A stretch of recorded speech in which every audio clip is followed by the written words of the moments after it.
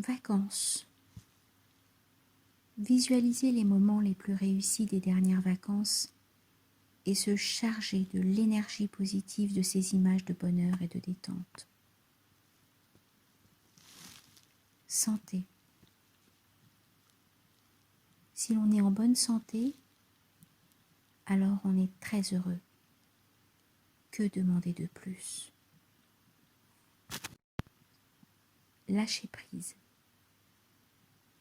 Avant de s'énerver contre quelqu'un ou un événement, se poser la question: cela en vaut-il la peine? Apprendre ainsi à lâcher prise. Valeur. Bien souvent, ce n'est pas l'incapacité qui est à l'origine d'un échec, mais le manque de confiance en soi. Organiser son temps libre. Nous courons tous après le temps et nous nous plaignons tous d'en manquer. Qui n'a jamais dit: si j'avais une demi-heure de libre, je ferais un peu de gym tous les jours. Je travaille trop et je ne me consacre pas assez à mes enfants.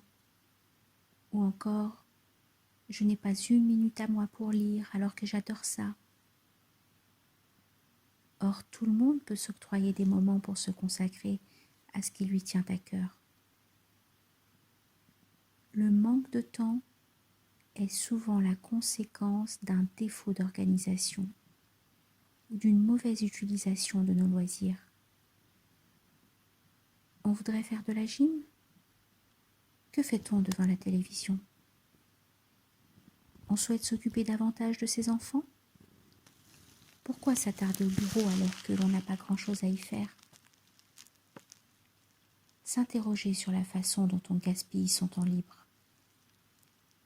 C'est souvent riche d'enseignements sur nous-mêmes.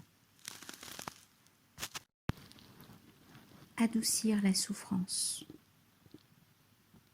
Lorsqu'on souffre, ou que l'on est affecté par une grande douleur,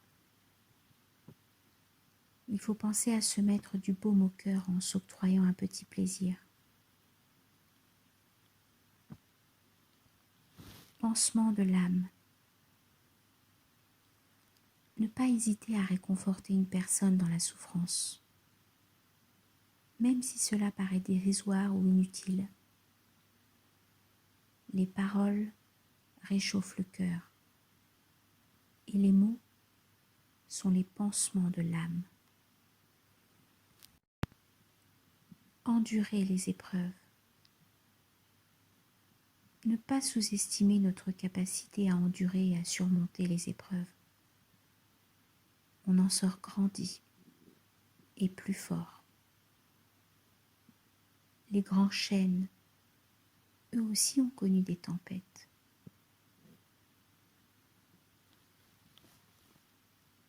Ne pas rester en conflit. Ne pas rester longtemps en conflit ou sur un malentendu avec un proche. Si le pire venait à arriver sans que l'on ait eu le loisir de se réconcilier, le chagrin serait d'autant plus grand et difficile à surmonter. Réponse. La meilleure réponse à apporter aux événements négatifs de l'existence est de rester heureux et de bien vivre envers et contre tout.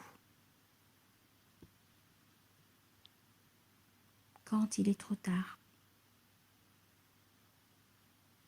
Combien de couples réalisent tardivement qu'ils ne se sont pas dit l'essentiel, ne se sont pas écoutés ou pas compris, et que ce manque de communication a généré des malentendus irréparables. Quand on se retrouve au bord du divorce, il est souvent trop tard pour promettre que l'on va changer et faire des efforts. C'était avant qu'il fallait y penser. Le retour de la lumière.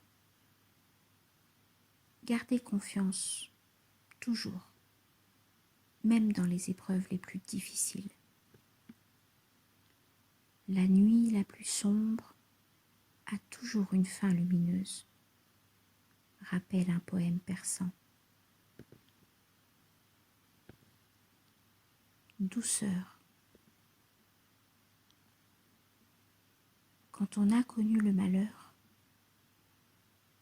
le bonheur retrouve sa vraie saveur, une indicible douceur.